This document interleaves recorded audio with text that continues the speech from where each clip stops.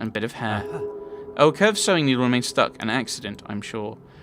And that's added to my inventory. So, okay, let's progress. Let's head down to... Head back to the museum, then.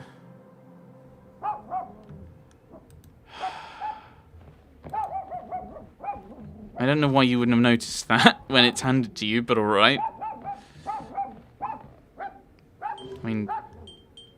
I don't think Poirot is called the world's greatest detective. I think that's between Sherlock Holmes and Batman, apparently. So maybe he just didn't see the needle. Who knows? Who knows? Gentlemen, have you... I'm afraid... 5 times! Okay.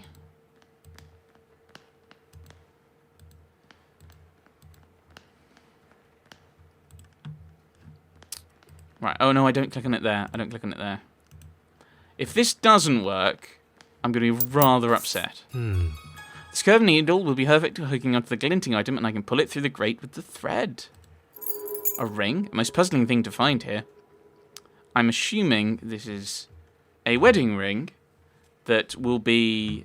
or something. This is the wrong button. Oh, a jade stone ring. You can see the jade in the picture. An expensive-looking ring with a jade stone was found abandoned in the vent. Engagement ring, maybe? Okay. Talk to D.I. Hardwick, then. Okay. And I'm assuming this belongs to Betty Allen. I mean, it could be that he'd broken in and stolen this ring to take it from her, but he didn't want to have it. He just didn't want her to have it. I'm not sure that makes sense, but...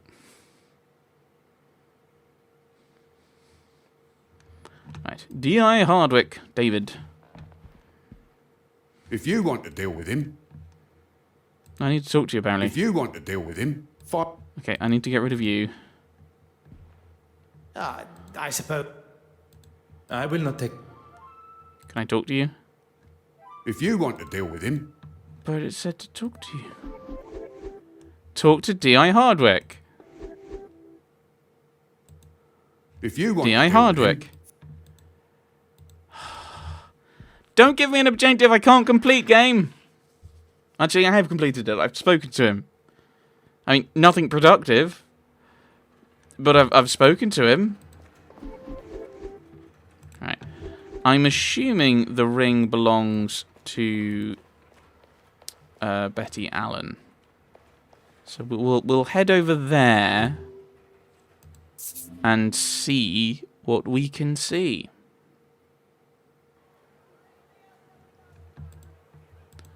Maybe this will be somewhat productive.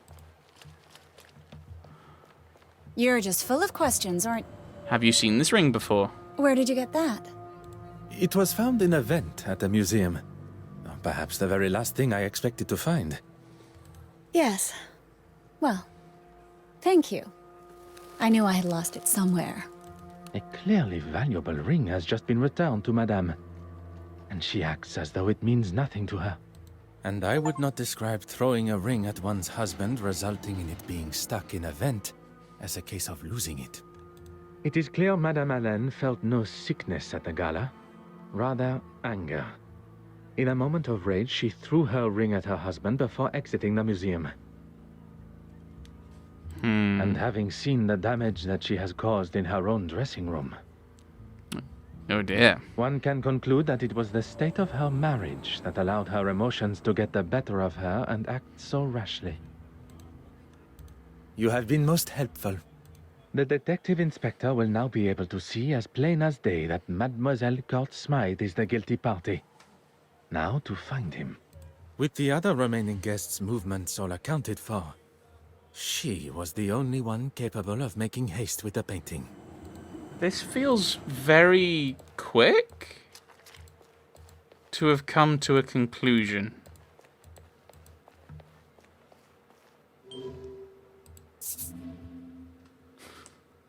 And we still haven't managed to get to Bambanian.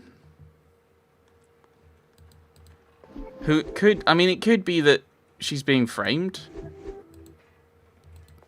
with the shawl. Possibly. Ah, detective, you're here. Look and you shall find. How may I be of assistance? Oh, well, I've had the photographs from the gala developed. That's good thinking, Miss Farquhar. Oui, very kind, mademoiselle. Okay, everyone's having a bit of a drink.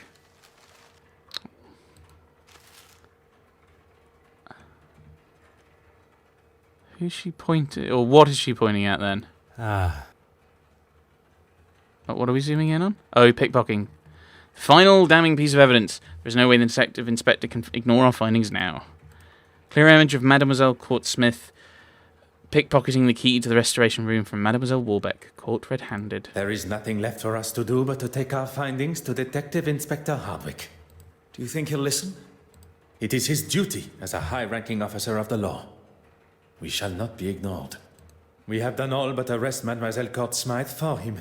It is Smythe. If it is the accolade that he desires, he may have it. I was thinking that while you were speaking with Miss Court-Smythe, I could try and find Mr. Christensen at their home. It would certainly be more efficient. An excellent I idea. thought we were going to talk to D.I. Hardwick. But we... Him with a funny accent. He was here earlier asking the same questions. All I want is a bit of peace. I'm terribly sorry for the inconvenience. Monsieur Hastings, your assistance is required immediately.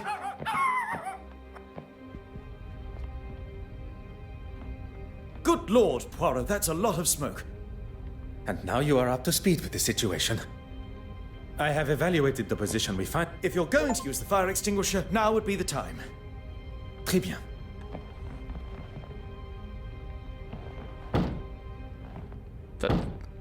That's it. One more should do it.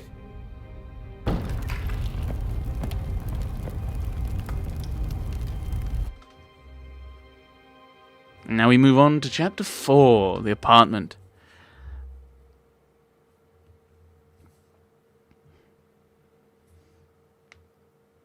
Detective Inspector, it is imperative we search the crime scene as soon as possible.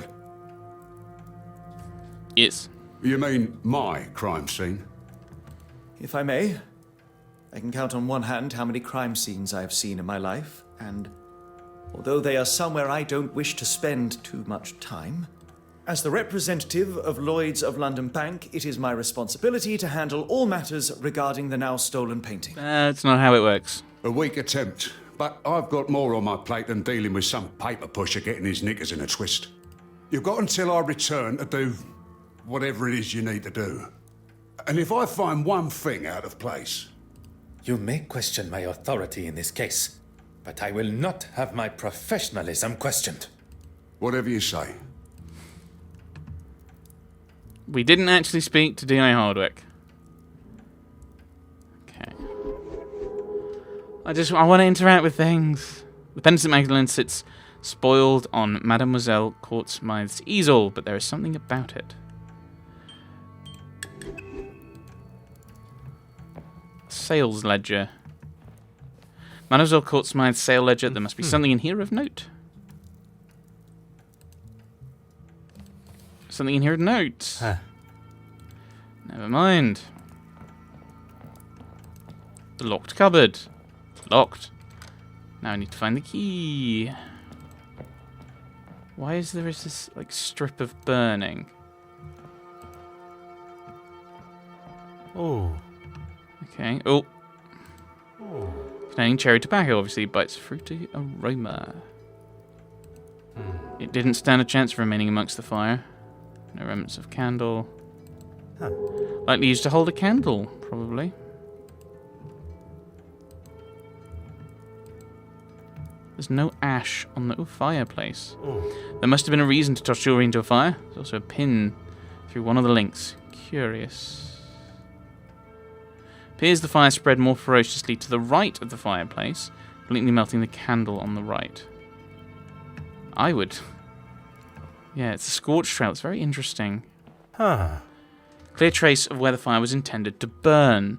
Judging from the pattern and location of the scorch marks, an accelerant was used. Don't think he would have used that word. The painting has been burned. Similar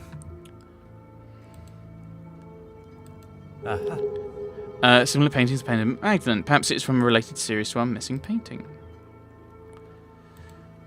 Or she's painting multiple forgeries. So you sell it to slightly unsavory art collectors who aren't too bothered about questioning the provenance of a painting, and then they receive, and then when they find it's not the real one, they can't really go, well, I want a refund, I'm going to sue you. No, I can't. Okay, I can't interact with that. So another discovery to make. Canvas edges show this painting was not cut from the frame. Okay, so that's... Oh, yeah. One step closer to revealing the truth, apparently. Champagne glass. Ooh, a syringe. Perhaps the strangest item to find on Mademoiselle Courtsmith's floor. I would presume the glass belongs to Irene.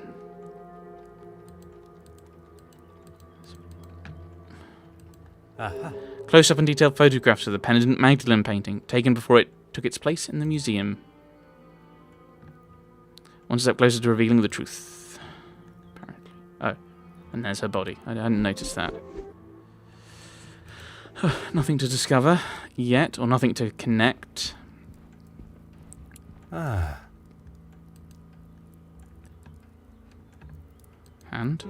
no obvious indication she was burnt by the fire. No obvious signs that she was suffocated by the smoke. Shoes, no.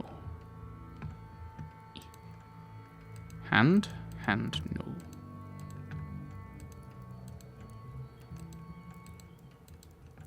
no. Bracelets? No. Okay, what's the other? Okay, there's two more things. Could she have fallen asleep in that position? Oh, I wouldn't have thought so. I would expect nothing less from a working artist. What? Being clothed? From analyzing the victim's body, I can conclude that the cause of death was not dead by the flames. Not by the flames. Then what? That is what we are yet to determine. Okay, well, I'm assuming this tray is probably going to be indicative. Oh, I mouse over. There we go. Coffee table. I'd prefer if you could glance over the symbol. That would make things better. Someone has a rather persistent habit, judging by the number of stubs. And the number of things. Ettington cigarettes. The sharp spike is used to pierce the cork and preserve its bubbles for champagne. Hot on the culprit's heels. So if you spike it with a syringy thing... Scorch trail. Oh, what? Cherry tobacco flavoured dog ends with the snuff box. What a revelation. The dog ends in the ashtray suggest she smoked cherry tobacco that she kept in a lady's shoe snuff box. Hey. I was hoping for a bit more spiky and then spiky things. Okay, is there anything else I can look at? Well, we've interacted with these already. I mean, you say champagne glass, but there's two. There's two. No, there's one. Oh, there's two on the table. And I can't interact with the desk.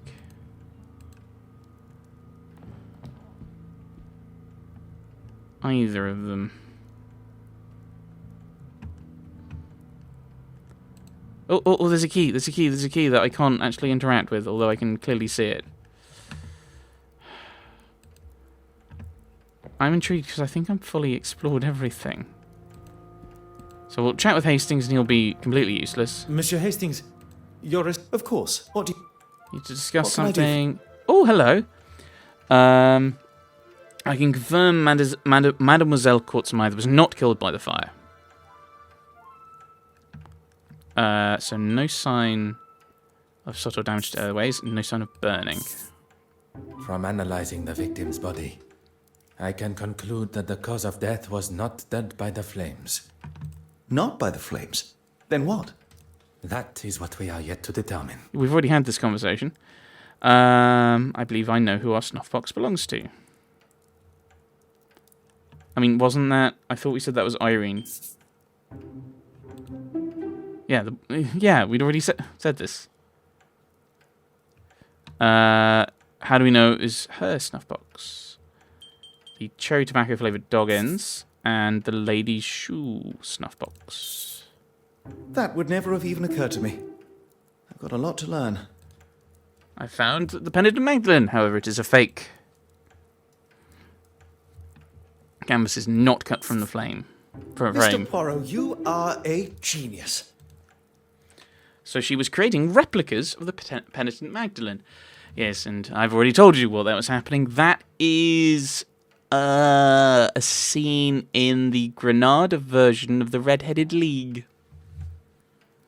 One of Moriarty's plots. How do we know that she created forgeries? The burnt pictures taken of the Penitent Magdalene, and the canvas not cut out of the frame. So we know it's a duplicate. Okay, so she was involved in some kind of fraud, and there were burnt pictures. That would never have even occurred to me. I've got a lot to learn. Without any evidence, it came to me. Again. Let us get back to the scene. What was the other thing that I was talking about? Where I was like, oh yeah, I watched him. Oh, it was the it's disappeared. And I was like, oh yeah, that's been nicked. Oh, okay, nothing new. Is there anything else I can investigate then? I think we've already done this. Oh, there's the other chair? No, yeah, we've already got all of these. Hot in the cupboard seals. Not really. We can't really get on with anything. Okay. Is there anything back in this room that I've missed? There's the sales ledgers. Oh, that might now have a bit more information that we can garner. No. Okay. Oh, that was just a fan, wasn't it? Got the locked cupboard.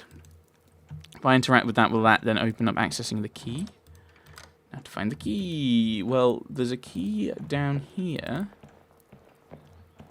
But you won't let me interact with it. Have another look at the fireplace, but I think we got everything from the fireplace. Poirot, are you alright?